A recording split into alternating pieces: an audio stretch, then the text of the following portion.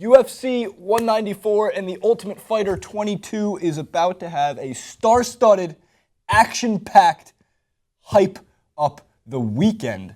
Because if we thought UFC 189 was one hell of a slugfest, just entertainment from top to bottom, it seems like Friday and Saturday, which includes now Frankie Edgar versus Chad Mendes just released, and the next day, 24 hours later, same division, Jose Aldo versus Conor McGregor for the undisputed Featherweight Championship of the world.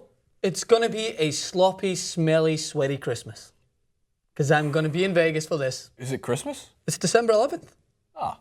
Christmas time. Not Christmas Day. Christmas time. So instead of singing my Christmas carols, I'm going to be singing karaoke, probably drunk. You're going to celebrate Hanukkah with me? Maybe. You light the candles with me? Yeah, so what's interesting about this is Frankie Edgar took to Twitter, and he wanted to fight Max Holloway, it seemed like. He was also another guy he was throwing out there that he was trying to get Dana White to make that fight happen.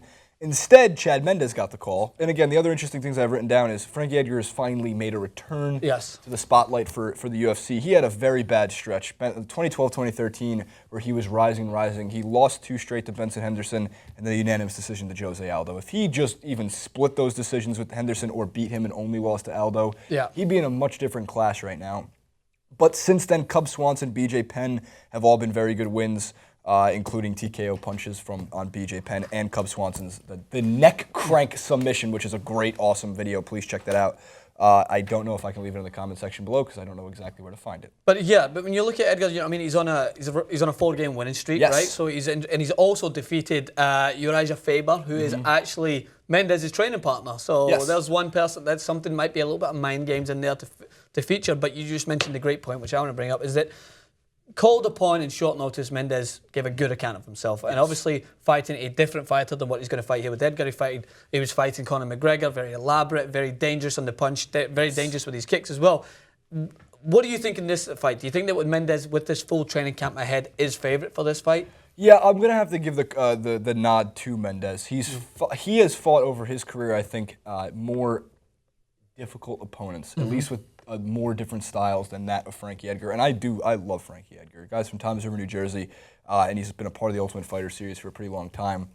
And while Frankie Edgar does have this great, as he calls it, his elusive dodging technique in which he'll go in for a punch, duck out, and sidestep in amazing footwork fashion, it just seems like he lost a little bit of a step, and those 3 losses back in 2012, 2013 exploited a lot of his weaknesses. Now, it's a different story for him. He is 33 years old. I think that's going to have some effect on it. He has some wear and tear, and he's not the tallest guy in the world. He doesn't have the length and the reach.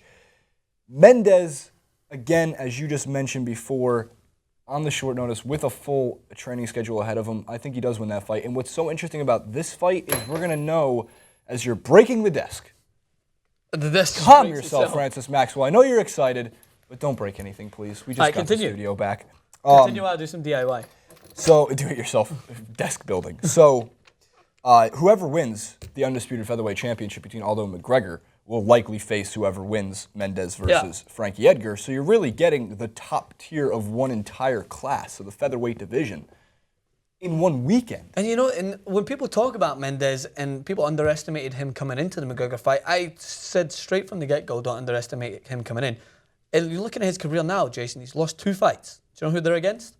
Aldo and McGregor. Two of the considerably the best in the division, so there's no way that this guy cannot be looked at as a favourite in this example. And I think that you're right with this. I think Mendez will definitely, if he wins this fight, will want a rematch against McGregor if he beats Aldo, or want a rematch against Aldo if he beats McGregor. And what's great about that is it does set up almost a rivalry in a way. And it, unfortunately, I do think, regardless what happens, if the situation is Mendez versus Aldo or McGregor, I'm going to give the nod to McGregor or Aldo again, and then you're going to look back and go like, damn, Chad Mendes is such a respectable fighter, but he was always third dog to the 2 best in his time Which is unfortunate. But the thing is, and you got to give credit to McGregor for that fight as well. That's why I did give credit. Everyone was like, Mendez is taken to this fight so well for having short notice. Like, even though McGregor had that training schedule ahead, he wasn't training to fight a wrestler. It's a totally different fight. He was training to fight Aldo, you know what I mean? So he adapted as well, and that's why I was so impressed. After the first round, McGregor could have easily been in a severe amount of trouble in that fight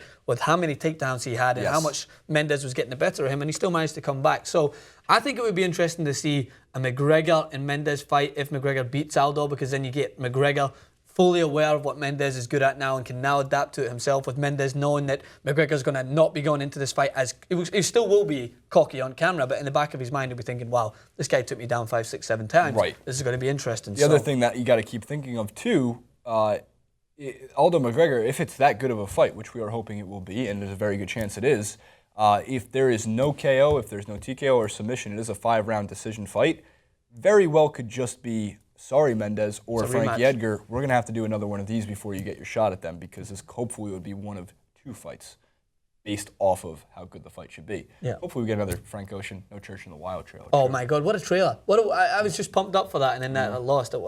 I listened to that song on repeat after that, and I pictured me and you meeting in the middle of the TYT studios. What's the king do again? Wow. I was supposed to see Frank Ocean last weekend, but he dropped Pulled out. So I have Francis Ocean here to sing for me. But who replaced him, though? Kanye. Not a bad replacement, indeed. It wasn't bad. Wasn't bad at all. Subscribe. Now, I said it first. I win.